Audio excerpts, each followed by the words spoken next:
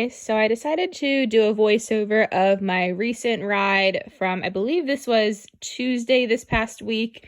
And in this ride specifically, I did end up popping Sassy over a couple cross rails and it was a lot of fun. So here I am just trying to give her a stretchy trot, trying to get her to stretch her nose down. And during this ride, I was actually able to lengthen my stirrups a little bit and get my leg underneath of me, so I'm not nagging Sassy as much with my heel, which I think really helped because she can be very behind the leg when I am warming her up.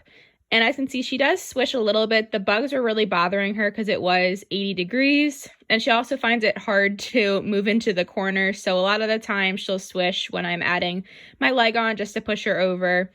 But she was actually a very, very good girl. I'm trying to get her to stretch a little bit more. And of course, I ended up posting on the wrong diagonal. It happens. Even after 14 years of riding, sometimes I won't always feel it correctly, but that's okay.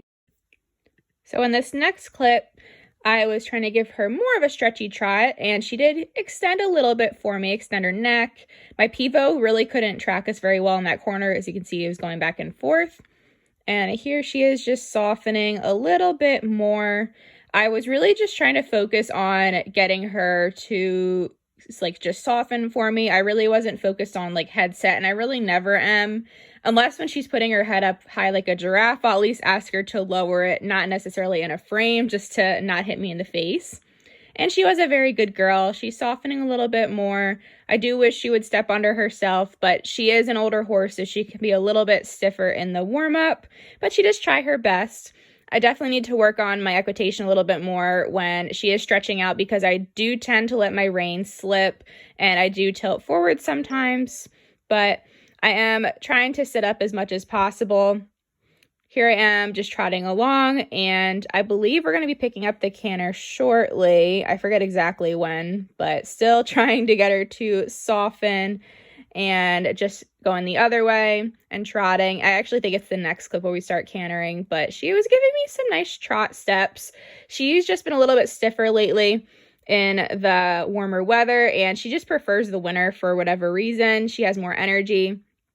But I might put her on Pentazan or Adequan just to give her a little extra help while she's still a little bit stiffer as she's a little bit older.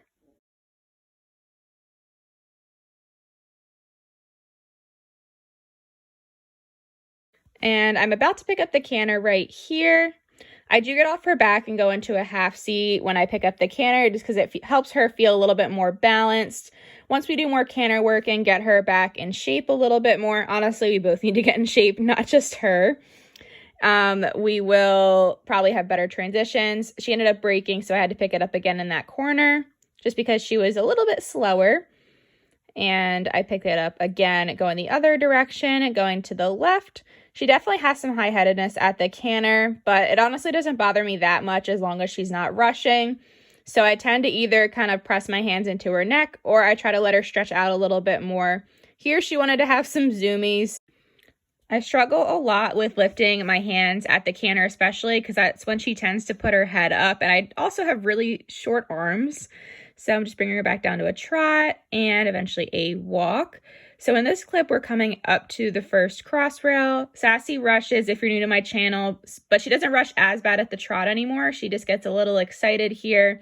But we did get pretty close to the base, and she actually had a pretty quiet canter for her after. I ended up going around that flower box, but here I actually do end up jumping it. So here's the first cross rail, and we ended up chipping into the flower box because she had to take a look at it, and unfortunately I did drop her, so she kind of saved my butt even though she did chip in.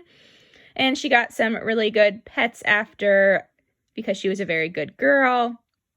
And then now we're coming along at the canter, and she does end up gaping her mouth if I touch her mouth when she's rushing, and she puts her head up. She does this in every single bit. I'm going to try a rubber mullen mouth bit that I got recently. So I circled because she was getting rushy, and she ended up actually getting a really good distance. She didn't launch it. She did drop her shoulder around the corner coming off the jump, but we'll just work on that and work on getting straighter. But she was super good for jumping. This is only her second time jumping this year, and I think eventually at some point this year, she'll get close to not rushing at the canter anymore. So I'm just going to add some music over the rest of the clips, but I hope you guys enjoyed the video, and thank you guys so much for watching.